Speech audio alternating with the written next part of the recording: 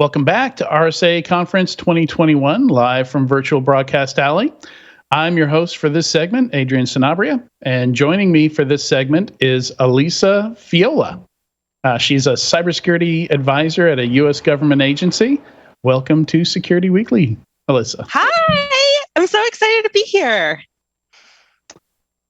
Yeah, me too. I love doing these interviews. I go long on all of them, or I tend to. Okay. You know, Johnny can probably back me up on that. But you know, we always end before the next guest comes on. But so it's all fine. It's all fine. But yeah, so maybe give us a little intro into what your day job is like what you cover. I know the topic we're going to dive into here is supply chain risk management, which is certainly been headline worthy and top of mind recently. Oh my gosh, I know. And it's the type of thing that with the supply chain risk management, I got started with it about 2.5 years ago. So when all this sunburst type of activities coming up, I'm just yeah, not surprised here. Right. But speaking of my day job, what I tend to do, and it really varies, the benefit of being a federal employee is I kind of switch jobs within the federal agency a lot. So what I'm doing today could be a little different than 3 months from now. But currently, right now, I'm focusing on identity, authentication, and authorization type of activity. So I'm knees deep in NIST 63-3. And being a federal employee, I absolutely love my NIST documents. That's one of the things me and Jeff Mann, I like to razz him about. And I like to say that there's a NIST document for everything. I'm not an employee of NIST. I'm just a fangirl. So what I can get behind razzing Jeff. Oh my gosh, yes. I mean, it's so easy too sometimes, but he gets me. He likes to razz me on movies because I haven't seen any of them. So we have a list of really long movies that I need to watch. I feel like I've seen a bunch, but never seen The Godfather. Never seen any of the Godfathers. Yeah, that's finally just watched the Rocky movies. Those where somebody looks at you like they want to kill you because you haven't seen it yet. Yeah. I mean, and speaking of movies, if anybody has ever seen the movie Pentagon Wars, that's just my job in a nutshell. Doing something, trying to get some requirements out, doing test and evaluation, realizing maybe this doesn't work the way we thought it might. So I'm really excited to be working where I'm currently working because we're very customer driven and customer focused. So rather than the traditional waterfall of, getting all the requirements up front and then testing and doing that activity, we're hey, why don't we actually talk to the people who's going to be using the products and offerings we're putting out and making sure that it is what they need and want, and it looks good. So that's right. That's kinda, amazing notion there. Mind blowing. Yeah, but I recently it is actually really hard because I had a huge aha moment because I come from the traditional IT infrastructure world where it makes more sense to do things in a waterfall sort of way.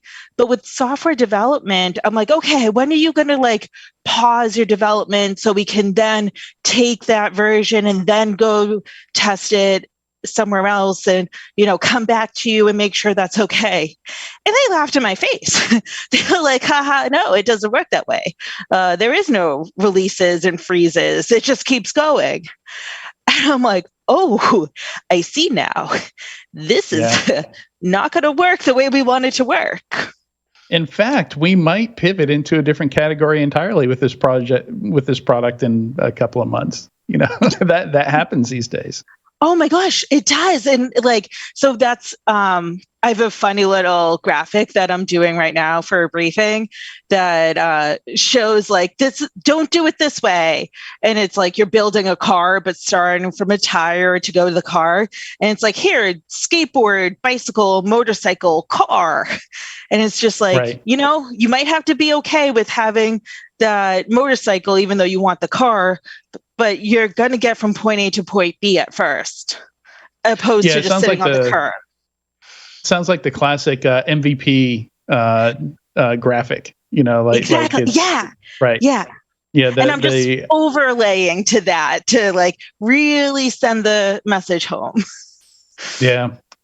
So it sounds like in the course of your job, you deal with a lot of vendors, and just thinking about vendor management and managing risk with vendors just seems like such a huge and insurmountable problem.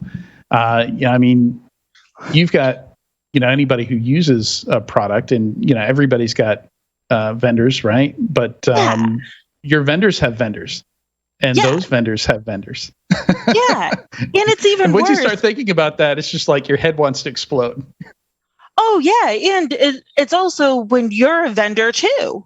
In that you realize, like, these, as a vendor, like, we're putting out a product, and knowing what we would ask other vendors when we are buying their products is like, we have to make sure that what we're building, we have to be ready to answer these questions that other people might have of us.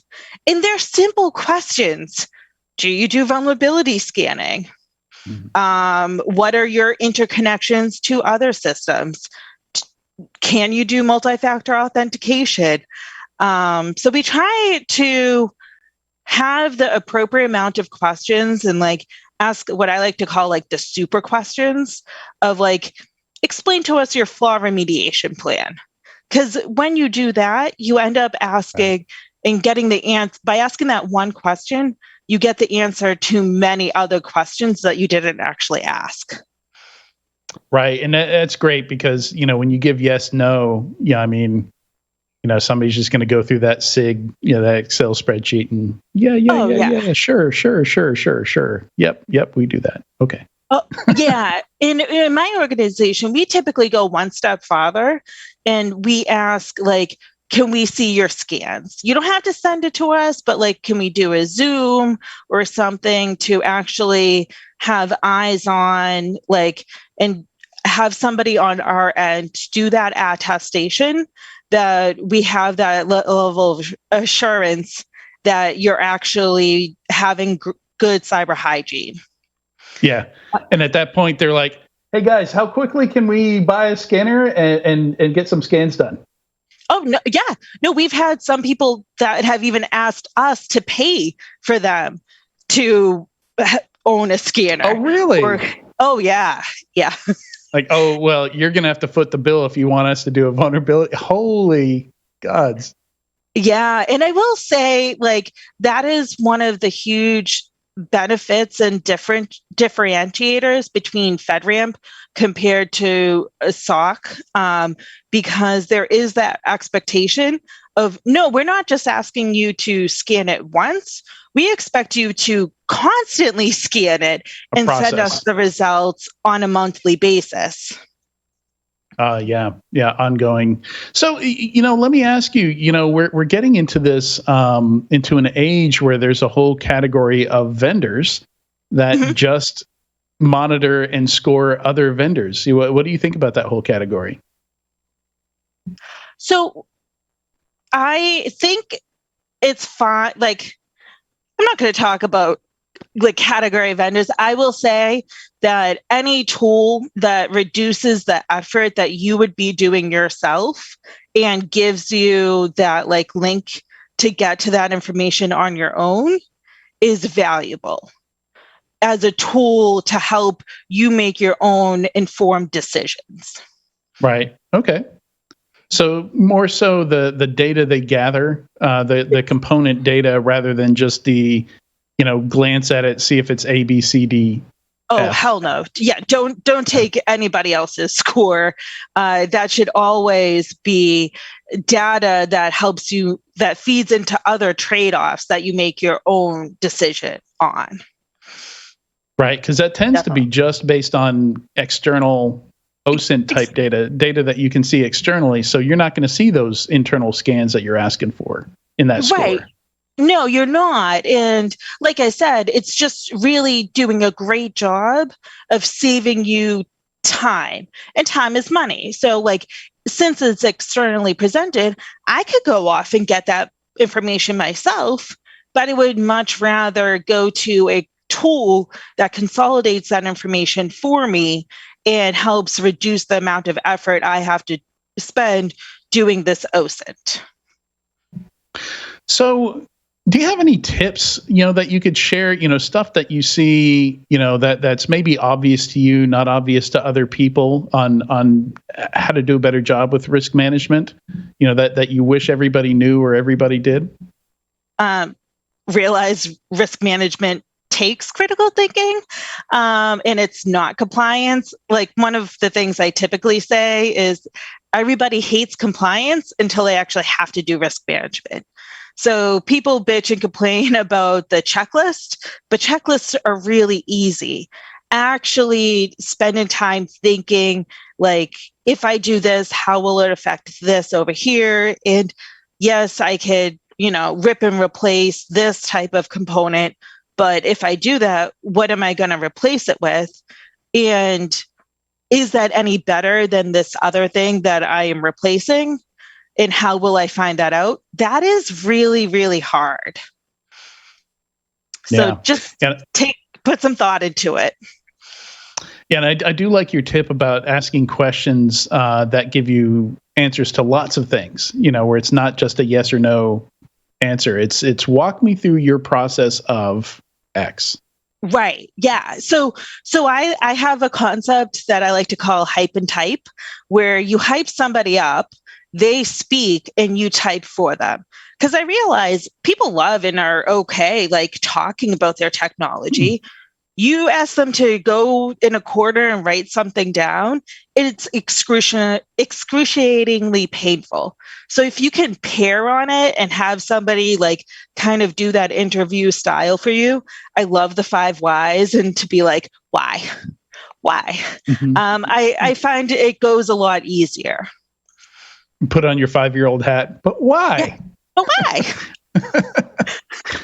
Well, I mean, I think that's an excellent place to wrap on with Alyssa's tips on psychologically manipulating your vendors into telling you more than they would otherwise.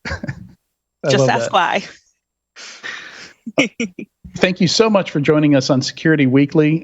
This has been great. I think some great tips in there. And we're going to take a break here at Security Weekly, and we'll be back around 2 p.m. So thank you. Thank you very much. Bye.